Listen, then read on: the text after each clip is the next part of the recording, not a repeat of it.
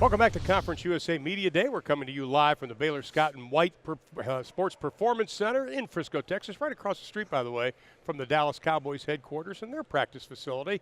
We move on now to the Rice Owls and the newest addition of the head coaching staffs here in Conference USA, Mike Bloomgren. Mike, good to have you with us, my friend. Thanks so much. And we're going to be talking to him in just a second. First, we also have a couple of players here. Gentlemen, had a workout this morning, huh? Yes, sir. We'll be talking about that. I want to get to Coach first, though. You and I were just chatting about taking over this program. You came from Stanford. You know the academic standards at Stanford, basically the same at Rice.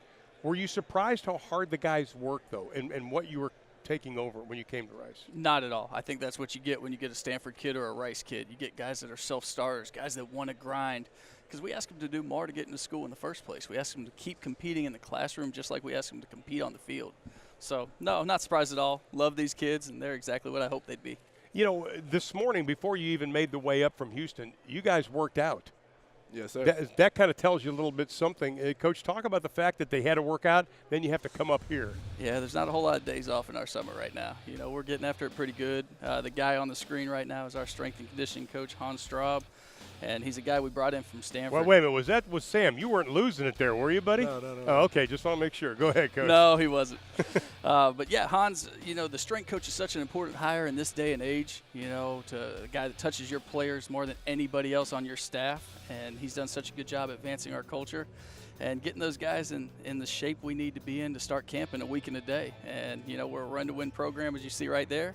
Zach leading that pack. That's pretty good. Zach Abercrombie is joining us. He's the starting defensive tackle. Sam Pierce, also starting offensive tackle, joins us. I want to talk about the direction of this team. You have run different types of offenses. You've been in the NFL, obviously at Stanford for over 7 years. What type of offense are you going to run here at Rice? Yeah, you're exactly right. We've been a part of many different offenses over time, from four wides at Delta State to going to the NFL and then at Stanford, where we're kind of going to do that model. It's one I've seen work at every level of football I've been at, and that's pound the rock, control the clock, and play great defense. Are they having to learn a pro-style offense on the fly? 100% they are. They're learning West Coast terminology with a power run game, and they're learning the techniques that we used in the National Football League. You lose Dreyfus Jackson, who was the starting quarterback last year. Give us an update on the quarterback situation. The quarterback situation is going very well. You know, the leader in the clubhouse right now is Jackson Tyner. He came out and did a great job for us this spring. He's got unbelievable arm talent. We have a grad transfer coming in from Vanderbilt. Sean Stankiewicz. Yeah, Sean's a great, talented kid, and I think he's doing really well fitting in. And then the thing we can't lose sight of is getting a healthy Sam Glaceman back. You know, he's a competitor. He's a guy that earned some starting roles last year, and so we know he's going to compete. And so having those three guys makes me pretty excited. And you still have Aaron Cephas, a wide receiver, tall guy, led the FBS in yards per reception, Conference USA all-freshman team. The expectations for him, obviously, this season are high. How have you challenged him? We've just challenged him to understand that we think we'll be able to run the ball well enough to get post safety. Right. Now, you got to win that one-on-one for us out there on the edge, big fella. And that's always the challenge for your ex-receiver. And to have a guy like him that's had that success before, it's pretty exciting. You talked about running the ball, and I look at your team. Are you going to have to run the ball to shorten the game? I don't know that we have to. It's just a philosophical belief. We Okay. want to pound the rock. We want to impose our will in every phase of the game. You know, it's something that we talk about with intellectual brutality, and it's something that's at the heart and soul of everything we're doing. You know, we want to be smart. We want to go to the line of scrimmage with multiple plays and have answers, and then we want to be that physical team that nobody wants to play. Now, when I was talking to people about your spring game, the name Emmanuel Asupa kept coming up. I called him a bruiser. How do you describe him? And where is he going to play? So he's going to play that halfback role for us. But you could put him in a slot. I mean, he can move around, can't he? Soup has some flexibility. We just love him dotting the I back there right now and being the guy behind the quarterback. You know, 5'11 and a half, 232 pounds, and running a 4.5 40. He's a rarity. And a guy that runs downhill well and sees it and has the ability to finish. Sam Pierce, I want to talk to you. 13 consecutive starts. What is the atmosphere here like? Because I've been in this business long enough that when there are transitions, you know, you have to go through this honeymoon period and all that, but what has it been like right now? Just really exciting more than anything. I mean, obviously when there's some new stuff going on, we had a little learning curve, had to figure out what was going on with the new coaches, you know, new systems, all that stuff. But more than anything, we know that we're a new football team this year. We're going to be aggressive, we're going to be physical, and we're excited to play. How disappointing is it to go through what you went through last season? Extremely disappointing. It's really hard to do, but at the same time, we learned a lot about ourselves. We're not quitters. We didn't stop working. We still showed up to work every day. And it's fresh on our minds. We're ready to fix it this year. This is sometimes a sore subject, and Coach, you may want to address this too, but having done the Pac-12 and Stanford, I remember talking to Jeff Tedford when he was there, a number of coaches at Stanford. Everybody goes, well, they're the smart guys. They're not real football players. What's your answer to that?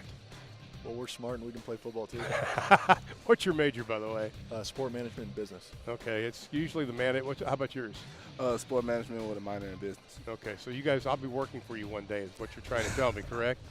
Yeah, and see, I don't buy that philosophy when people say that. No, I don't either. Because I've seen it. I've seen Stanford be very successful, obviously. I'm sure somebody would tell John Elway, you're just a smart guy. You can't play because he went to Stanford, right? Yeah, John Elway spoke to our team before we played in the Pac-12 championship a few years back. And that's exactly what he said. He said, make sure you tell those guys on the field that they'll be working for you someday.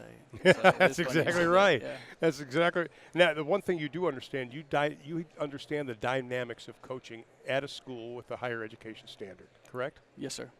And what's that like? It's awesome because you get to work with this caliber of student athlete. You get to recruit that caliber of student athlete. And I love recruiting to that model. I love recruiting guys that want to push themselves and try to attain excellence in every field. I think that the fact that we can sell a true student athlete model and have the ability to major in whatever you choose at the great university that we work at and play at, I think is outstanding. I think there's 5 places in America where you can play big-time college football and get a world-class degree, and that's Stanford, Northwestern, Rice, Vanderbilt, and Duke. There you go. And we're very happy to be in that company. Zach, when I was talking to people about the spring game and everything since the coaching change, the word that kept coming up when we talked about you was a player that practices on fire, and you're on fire, and you're becoming a leader. Was that something that you consciously wanted to accomplish this season? Yes, sir. I think, when you have a season like we had last year, you have to be honest with yourself. You have to take a really deep look in the mirror and, besides the, wanting to pat yourself on the back, you have to be real about areas of your game that you can improve. And, one thing that, was told to me, one thing that I saw myself was, conditioning was a thing that I could always improve on, could always get better at, because it's always great to have tackles, have sacks, but it's even better to be on the field for your team and be there when they need you. And so I was really focusing on conditioning, and that was one thing that my coach told me was to focus on practicing on fire, practicing like I want to play. And, that's what I did this spring, and this summer I just took it to another level. As you're watching the workout, what are you thinking? Man, hey. I want you on my tugger rope team. I know that. Hey, I'm saying that head was shiny right there. That's when you know I'm getting that work in. That head shining, looking like a milk dud. That's when you know it's going on. But the one thing, and I don't mean to be the negative Nelly here, but your defense had only 3 interceptions last season. Is that up on a board somewhere that we can't have that this year? We've got to get more than 3. I want you to address it first. Yeah, I mean, one thing that has really been a big thing this spring and this offseason is unity. And through unity, we can have real conversation with our brothers and let them know what our expectations are for this year. And opposed to having 3 interceptions, we also have to get more pressure on that quarterback. We also have to do our job up front so that those interceptions go their way, so that those overthrows come their way, so that those tip passes come their way from us putting so much pressure on the quarterback. So it's not just about the defensive backs or the linebackers. It's about all of us working together as one and coming together for a greater purpose. And, that's the advancement of our team as a program. It's interesting because a lot of people go, why don't you get more interceptions? But there's so much that goes into it, pressure, scheme, player personnel, the whole 9 yards. How do you look at that? Well, I think you're exactly right. I think rush and coverage work together. They are hand in hand, and they cause those turnovers together. And I think anybody that just talks about a corner is foolish. But I think also when you talk about where we are as a team, they were ranked 128th in turnover margin last year. So we also have to protect the ball better as an offense. And we've addressed that. We've talked about how important that ball is to us, and I think our special teams coordinator, Pete Lembo, has done a phenomenal job educating our football team on the value of the ball. And the one thing I want to talk about before I let you go, Brian Smith comes from Michigan, defensive coordinator. He relied a lot on strong man-to-man coverage in his career when you look back at it. Is he going to run a 3-4 base, or is he going to have 5 defensive backs? What's your defense going to be this year? So he is a 3-4 base if you say what is our base defense. Okay. But you look around Conference USA, and we're going to be in the nickel 24 and nickel 33 with a Viper safety down more often than not. And we're going to stop the run. That's where everything's going to start with Brian, and he's going to play a very physical style. But we are going to get after the quarterback anytime they want to throw it. And that's his style, though. That's his style. That's absolutely Just who he get is. after it. Now, I'd be remiss if I didn't talk about the fact you had a passing away. Blaine Padgett, defensive end, passed away. How did that affect the team? And it happened in March, but how's that affected the team? You know what? It's made these guys even closer, and it's given us all something to work towards. We've gotten used to a new normal. We miss Blaine every day, and we're working for him, and we're trying to make him proud of the way we're working. Something I noticed in my short time with Blaine was he loved this game. And anytime he was at practice or at a workout, he was on.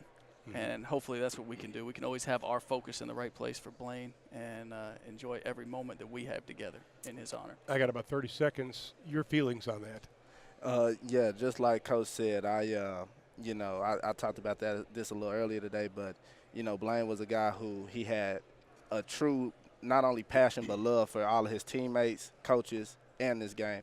And so one thing that we're going to try to do as a team and as a defense and a defensive line is to honor his memory and showing up to work every day with the same attitude that he put in for the 3 years that he was at Rice. Sam, your feelings on that? Yeah, I mean, same as Crum. I mean, Blaine is still with us every day. Every tough rep you have in the weight room, every run that you don't think you can make, you just look up and think, would Blaine have made it? Would Blaine have been able to hit it? And you know he would have. So it's very helpful to have a guardian angel like that looking over you. And gentlemen, I know that was a very tough situation for you, but I wanted to address it because a lot of people still talk about it. But I wish you the very best. New beginnings. New beginnings sir. for you Yes, sir. guys, and I'm looking forward to seeing you in September. Coach, thank you so much. Thank you. Let's go.